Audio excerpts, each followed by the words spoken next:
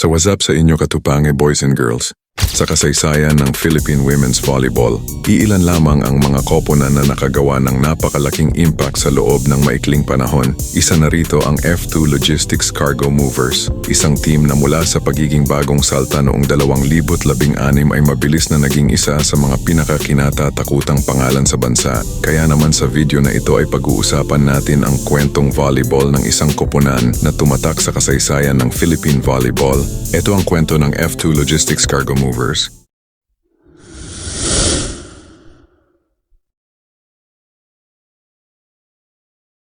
Nabuo ang F2 Logistics Cargo Movers noong 2016 sa ilalim ng F2 Logistics Philippines Incorporated. Sa kanilang unang pagsabak sa Philippine Superliga o PSL, dala nila ang isang roster na puno ng mga dating bituin ng De La Salle University tulad ni Kim Fajardo, Abi Maraño, Ara Galang, Majoy Baron, Dawn Macandili at kalaunan ay Kim Kiana D at Kalay Mao. Ang kanilang koponan ay pinamunuan ng isa sa pinakamahusay na collegiate coaches sa bansa, si Coach Ramil de Jesus.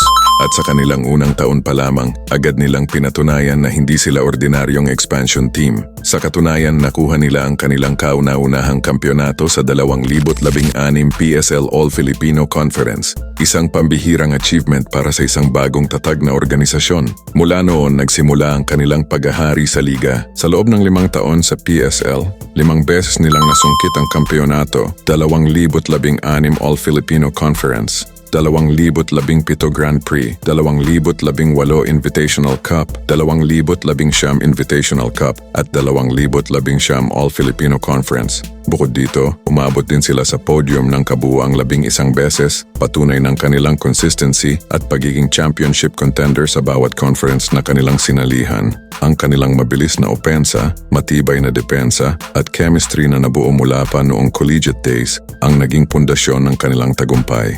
Ngunit dumating ang malaking pagbabago noong 2021 nang magsimulang lumipat ang maraming PSL teams sa Premier Volleyball League o PVL. Hindi nagpahuli ang F2 Logistics at opisyal silang sumali sa PVL noong Marso 2021. Gayunpaman, dahil sa pandemya, mga injuries at hirap sa pagbuo ng training bubble, napilitan silang latawan ang unang professional conference ng liga. Maraming fans ang nag-alala kung babalik pa ba ang dating lakas ng Cargo Movers. Ngunit noong Nobyembre 2021, muling nag-ingay ang kanilang pangalan nang sumabak sila sa kauna-unahang PNVF Champions League. At gaya ng kanilang nakasanayan, hindi sila basta lumahok lamang. Dinomina nila ang torneo at tinapos ito bilang inaugural champions. Pinangunahan ni Kim Kiana D, Abi Maraño, Iris Tolenada at Dawn Macandili na kumpleto nila ang isang napakagandang kampanya at muling pinatunayan na isa pa rin sila sa pinakamalalakas na club sa Pilipinas. Noong 2022, tuluyan nang nag-debut ang F2 Logistics sa PVL.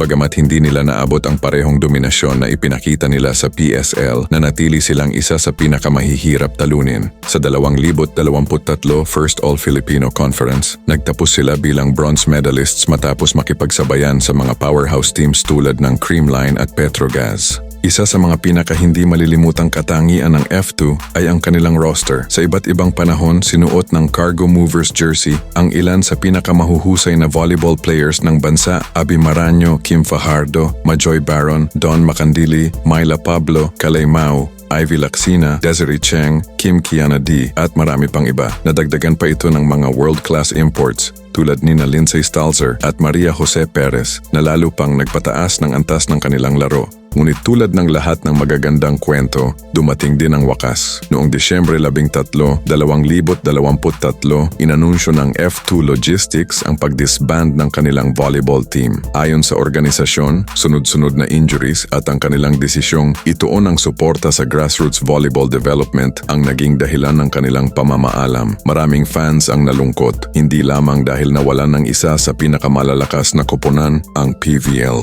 kundi dahil nagtapos ang isang era na nagbigay ng napakaraming alaala sa Philippine volleyball. Sa loob lamang ng 7 taon, nakapag-uwi ang F2 Logistics Cargo Movers ng 6 na major championships, 5 PSL titles at isang PNVF Champions League crown. Mula sa pagiging expansion team hanggang sa pagiging isa sa pinakamatagumpay na club sa bansa, pinatunayan nilang ang tagumpay ay hindi nasusukat sa haba ng pananatili, kundi sa marka na iniiwan mo sa kasaysayan. At hanggang ngayon, kapag pinag-uusapan ang pinakamagagandang volleyball dynasties sa Pilipinas, hindi kailanman mawawala sa listahan ng pangalang F2 Logistics Cargo Movers. Ang koponang dumating na parang bagyo, naghari at nag-iwan ng pamana na hindi basta-basta mabubura.